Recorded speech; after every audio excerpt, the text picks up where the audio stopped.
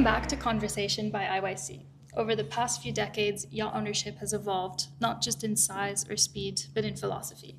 Today, the new generation of owners isn't building yachts to make a statement. They're building them to live on, to explore, to create experiences, and sometimes to leave a mark on the industry itself. Today, I'm joined with Head of Strategic Alliances at Oceanco. Welcome, Paris. Thank you very much. And we'll be exploring how clients are designing differently, how next-gen owners are shaping the market, and what that means for the future of these mega yachts. Perfect. So your tagline, I want to start there. We build tomorrow's yachts today. Oceanco has definitely built some of the world's most ambitious super yachts. How do you think the profile of your clients has changed in terms of design, vision, lifestyle priorities over time? I think we can start by saying that what we have seen is that design and lifestyle are not separate anymore. And they are one and the same decision. And if you look, about the evolution, is the conversations we have is not anymore about speed, the length, the performance, but it's really, more about, the experience on board. What is the functionality? How does it feel to be on board? So it's really, clients prioritize much more comfort over performance nowadays. And in comfort, you can think about lower noise, lower vibrations, smooth sailing. Mm-hmm. We've also seen that, rigid, formal settings are making room for much more flexible, multi-purpose areas. So that's a very visible one. And I think a last one is also, the actual beach club and wellness is becoming really a central part of the experience. It's not an add-on anymore. Right. So in many ways, do you think they're perhaps less design-focused and more experience-focused? Most definitely, yes. And when we talk about design, what is design? Design is what you correctly said. It's not about aesthetics anymore. It's not about this statement piece. It's really. Again, coming back, it's really about functionality. Mm-hmm. So actually, if you think about it, design is actually at the service of the experience. Right. Do you have an example of a yacht that might have been, with an unconventional approach, let's say, that was more experience-driven than perhaps what you might have seen with traditional owners, let's call them? Sure. I think I can give you two examples. One is a bit an older example, but a very strong one. Mm-hmm. Back in the days when we built Alfa Nero, mm-hmm. The client and the owner, he wanted to have an infinity pool, which was a big social feature on board the yacht. But at the same time, he also wanted helideck operations. And that in itself was quite a conflict, because both needed the same space on board, which is the aft deck. Mm. And what happened then is we came up with an unconventional solution back then, which was to create a swimming pool which has a bottom floor which moves up, creating the possibility for heliops. Mm-hmm. So that showed is that we made decisions, design decisions that catered for what the owner actually really wanted, instead of pushing up into a more traditional solution. Right. So that's one. Mm-hmm. Another one is actually very, very, very recently. A client chose to have one of his decks dedicated not to social gatherings and guest experience, but actually to put up a basketball hoop, mm-hmm. and a beer pong table. And that was for the crew. Right. And that shows that decisions are being made which reflect much more the onboard culture. And also moving away from tradition, because those spaces are, of course, prime location spaces which you use for guest or client experiences. Mm-hmm. But this client chose to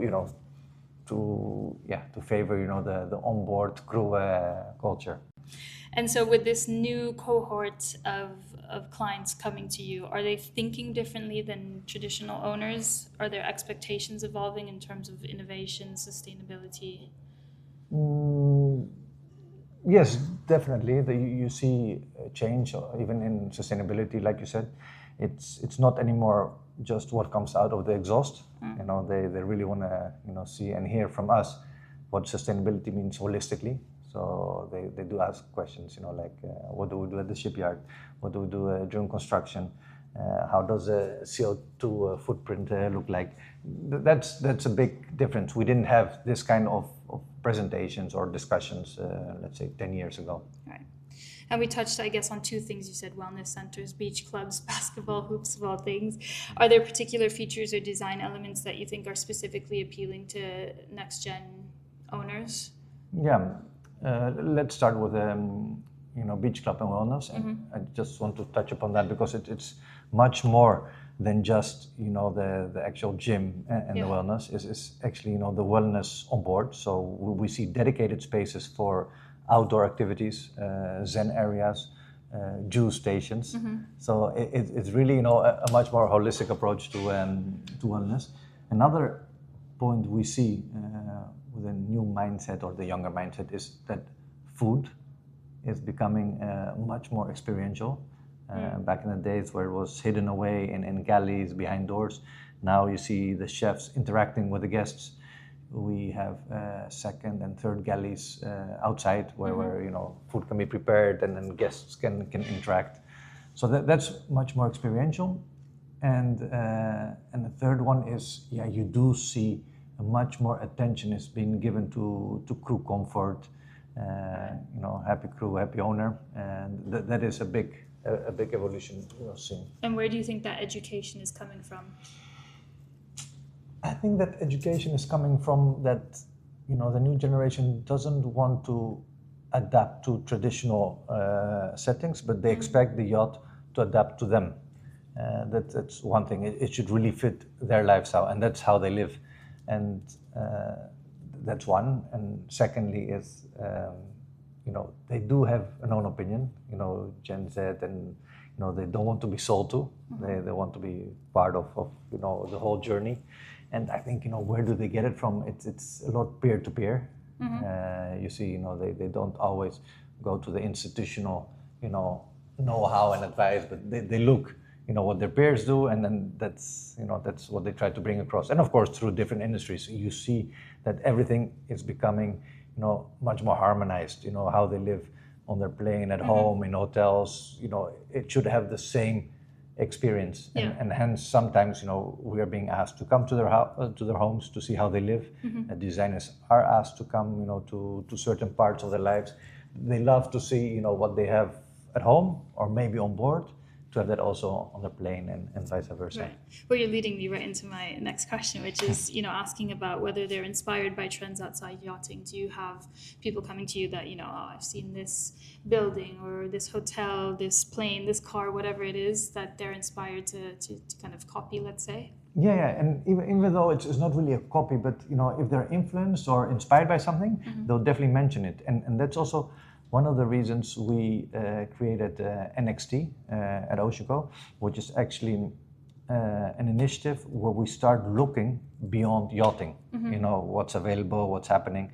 It doesn't mean that you always have to innovate everything ourselves, but sometimes you can collaborate, see what the automotive industry is doing, see what the hospitality is doing. In hospitality, you can really see that you have much more underrated luxury. Moving away from all the opulence to a more minimalism. Exactly, but warm minimalism. With a palette. So that is coming back. We did an exercise where we designed the yacht together with a head designer of Rolls-Royce. Again, not to create a Rolls-Royce yacht, but to understand a little bit, how they are thinking at their own product and see what we could, enhance on yachting. So these kind of things we try to do because we see that everything is much more linked and becoming much more connected. Right. And so looking at your experience specifically from a marketing perspective, how has Oceanco's approach changed to reflect this new cohort of owners?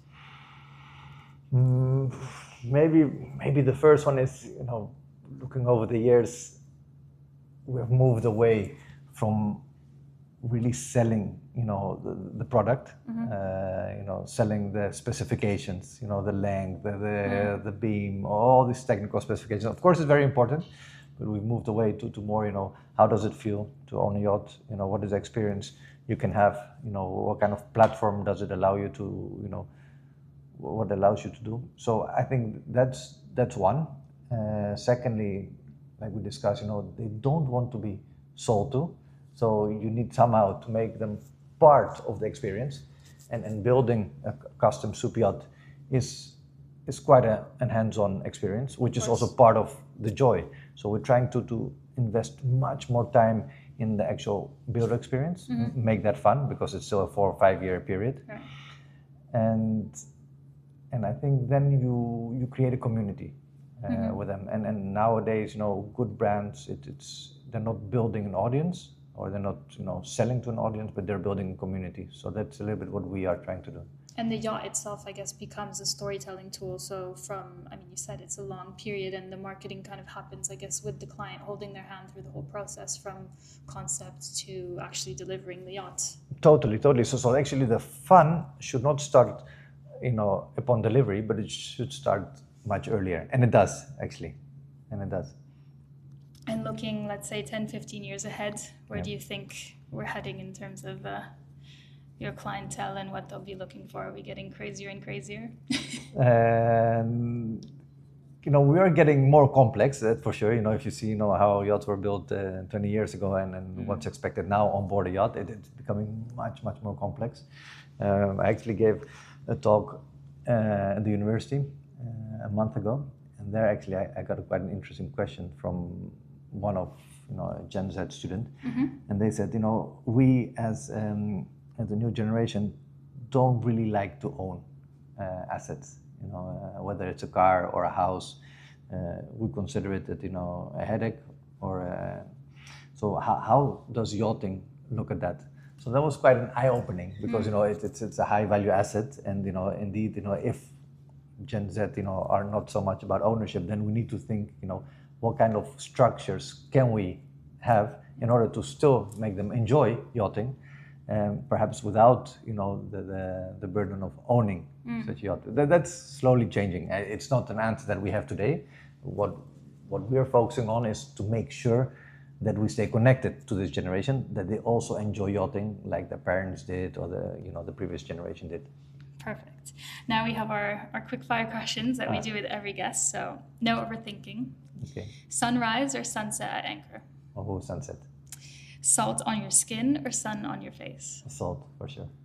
Warm Mediterranean breeze or the Caribbean trade winds? That's an easy one for me. For me, it's Mediterranean. Engines off or cruising at full speed? Engines off.